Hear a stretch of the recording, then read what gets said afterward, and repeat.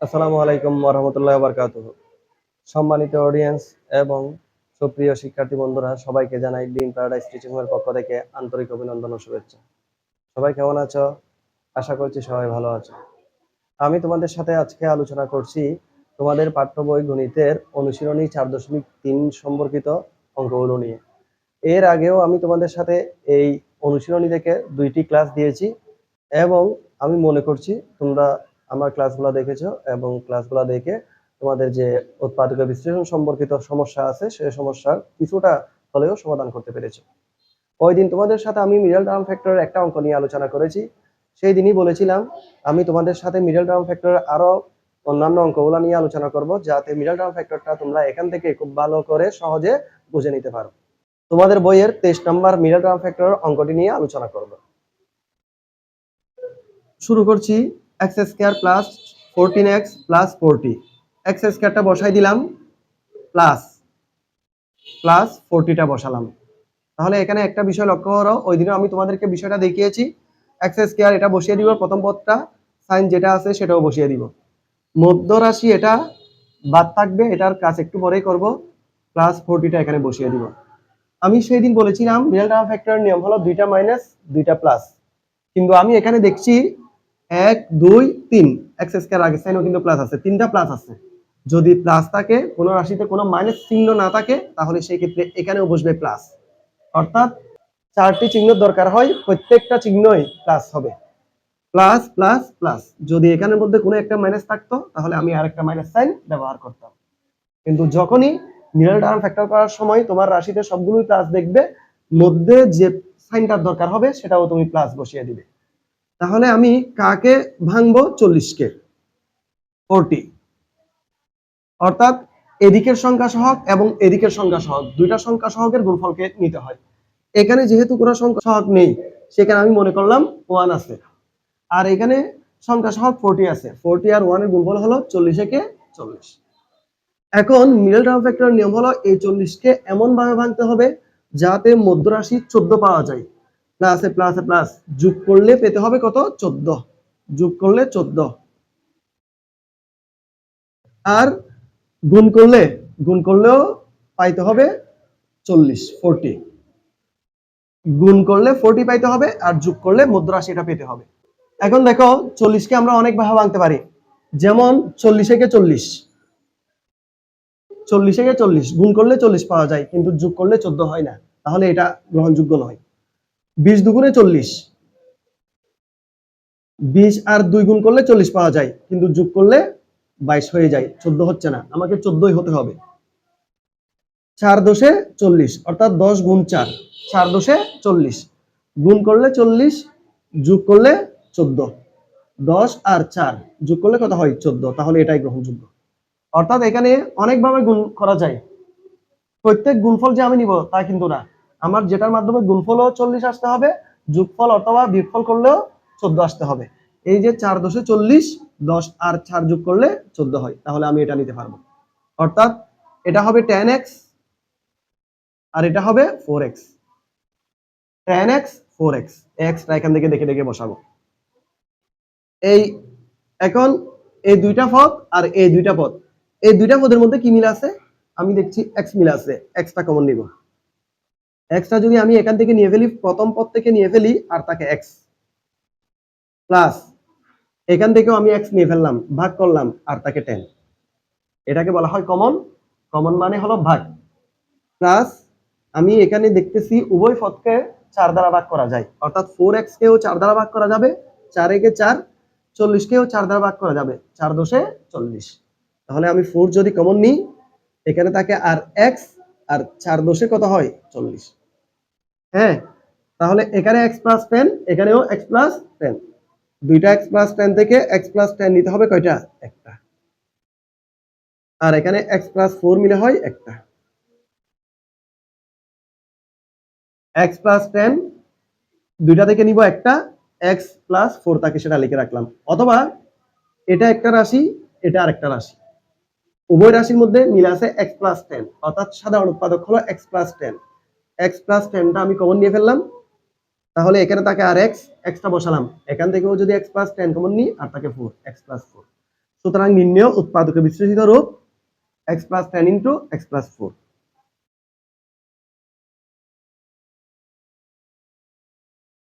এটাই হলো তোমাদের 23 নম্বরের সমাধান। আশা করছি এ পর্যন্ত তোমাদের সাথে দুইটা মিডল টার্ম ফ্যাক্টর নিয়ে আলোচনা হয়েছে। তোমরা যদি এই দুইটা মিডল টার্ম ফ্যাক্টর ভালো করে দেখে থাকো তাহলে নিশ্চয়ই মিডল টার্ম সম্পর্কিত যেভাবে সমস্যা দিক না কেন তুমি সমাধান করতে পারবে।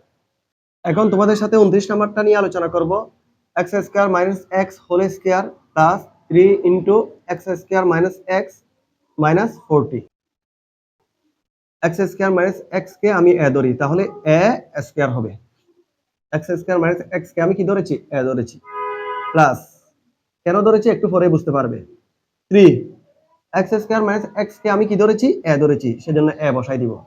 মাইনাস 40 এখানে লিখবে ধরি x square minus x equal to a।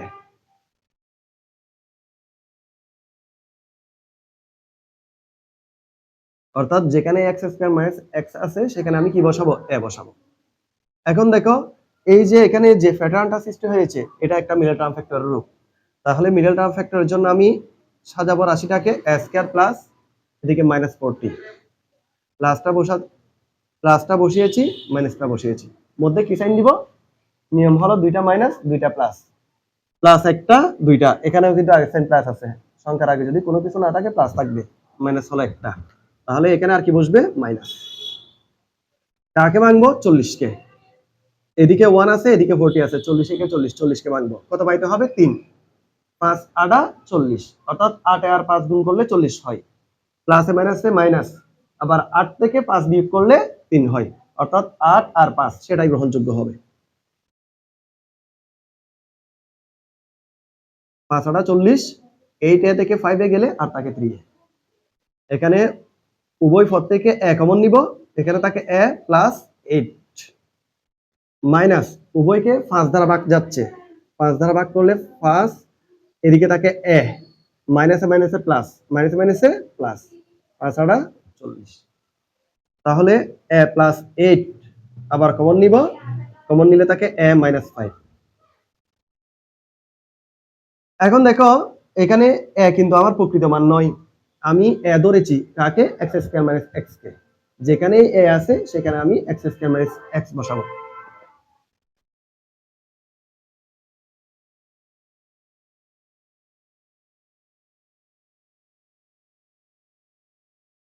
এই যে দেখো এর মান x square minus x plus 8, এর মান x square minus x minus 5।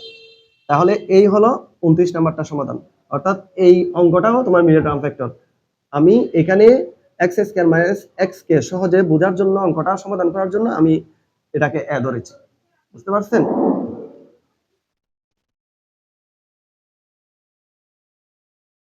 এখন তোমাদের সাথে 34 নাম্বার অঙ্কটি নিয়ে আলোচনা করব। অঙ্কটি খুব মজার একটা অঙ্ক, মনোযোগ সহকারে দেখতে থাকো। x স্কয়ার কে রেখে রাখলাম মাইনাস x, আগের মতো বসিয়ে দিয়েছি, a প্লাস 1 বসিয়েছি, a প্লাস 2। a প্লাস 2 কে যদি আমি ভেঙে লিখি a প্লাস 1 প্লাস 1, অর্থাৎ একে আর একে যোগ করলে 2 equal x square minus x minus a plus 1 এখানেও আছে এখানেও আছে। তাহলে আমি মনে করলাম যে a প্লাস 1 মানে হলো ফি, তাহলে এখানেও লিখতে হবে ফি প্লাস 1, অর্থাৎ এখানে a প্লাস 1 ইকুয়াল টু কি ধরেছি? ফি ধরেছি।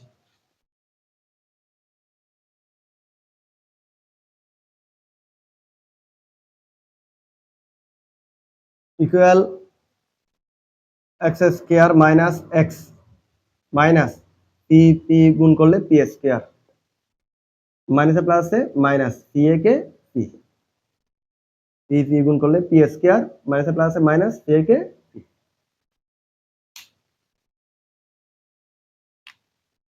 Equal x square minus P square minus x minus P. কিছুই করিনি, শুধুমাত্র পদগুলা একটু চেঞ্জ করেছি। কিভাবে? পি স্কয়ারকে আগে নিয়ে আসলাম, এরপর মাইনাস এক্স মাইনাস পি। এখন এটা a square minus b square সূত্র দ্বারাই, a square minus b square. a square minus b square সূত্র কি? a plus b into a minus b. অর্থাৎ x plus p into x minus p, x plus p into x minus p. এটার কাজ শেষ, বাকি আছে এতটুকু minus. এই দুটোটাকে কোনো উৎপাদক দ্বারা ভাগ করা যায় না, অর্থাৎ এই দুইটার মধ্যে কোনো সাধারণ উৎপাদক মিল নেই, অর্থাৎ সেখানে আমি 1 কমন নিব, 1 দ্বারা ভাগ করব, তাহলে এক্স মাইনাসে মাইনাসে প্লাস, মাইনাস আর মাইনাস এর গুণ করতে হবে, ব্র্যাকেটের ভিতর যদি রাখতে চাই মাইনাসে মাইনাসে প্লাস করতে হবে, সি হবে। এখন আমি যদি এটা একটা রাশি এটা আরেকটা রাশি ধরি, উভয় রাশির মধ্যে কি মিল আছে? এক্স প্লাস পি মিল আছে। এক্স প্লাস পিটা আমি নিয়ে ফেললাম, এই রাশি থেকে যদি এক্স প্লাস পিটা আমি নিয়ে ফেলি আর তাকে x minus p, x minus P, এই রাশি থেকেও এক্স প্লাস পি নিয়ে ফেলছি, তাহলে আর আছে মাইনাস ওয়ান, মাইনাস ওয়ান। এখন এক্সটা বসিয়ে দিলাম প্লাস পি, তো আমার আসল মান নয়, পির মান হলো এ প্লাস ওয়ান, অর্থাৎ পি ধরেছি আমি এ প্লাস ওয়ানকে, সেজন্য পির মানটা বসিয়ে দিলাম এ প্লাস ওয়ান। এক্সটা বসালাম মাইনাস পি, পির মান হলো এ প্লাস ওয়ান মাইনাস ওয়ান, অর্থাৎ পির আগে মাইনাস সাইন যেহেতু আছে সেজন্য আমি ব্র্যাকেট ইউজ করছি, আর মাইনাস ওয়ানটা এখানে বসিয়ে দিলাম, ইকুয়াল এক্স প্লাস এ প্লাস ওয়ান, এক্স মাইনাস এ, মাইনাসে প্লাসে মাইনাস ওয়ান মাইনাস ওয়ান। আমি আবার বলছি, এটা যেভাবে আছে সেভাবে বসিয়ে দিলাম, এক্সটা বসালাম মাইনাস এ, মাইনাসে প্লাসে মাইনাস ওয়ান মাইনাস ওয়ান, সমান এক্স প্লাস এ প্লাস ওয়ান, এক্স মাইনাস এ, মাইনাস মাইনাস প্লাস হবে, একে একে যোগ করতে হবে, যোগ করলে মাইনাস টু, যোগ করলে হয় মাইনাস টু। এটাই হলো তোমাদের অঙ্কের সমাধান। তাহলে অঙ্কটা খুব গুরুত্বপূর্ণ একটা অঙ্ক, হয়তো সেদিকে গিয়ে লিখা একটু গিজ করে লিখতে হয়েছে, যেহেতু আমার বোর্ডে জায়গা কম ছিল, আর নয়তো বা উপরে মুছতে হতো আর কি। যাক, আশা করি তোমরা বিষয়টা বুঝতে পারছো। যদি অঙ্কটা না বুঝো ধীরে ধীরে আবার দেখবে, কয়েকবার দেখলে অঙ্কটা তোমার কাছে সহজ লাগবে। এগুলা উৎপাদক বিশ্লেষণ আসলে সহজ কিছু অঙ্ক। পরবর্তী অঙ্কগুলো আমার চ্যানেলে ক্লাস পেয়ে যাবে। তোমাদের সুবিধার্থে বলে রাখি, তোমাদের প্রতিটি অধ্যায়ের অঙ্ক আমার ইউটিউব চ্যানেলে দেওয়া আছে, তোমরা ওইখানে সার্চ করে দেখতে পারো। আর ক্লাসগুলো যদি ভালো লাগে অবশ্যই সাবস্ক্রাইব করে রাখবে এবং লাইক কমেন্ট শেয়ার করবে। ভালো থাকবে, আল্লাহ হাফেজ।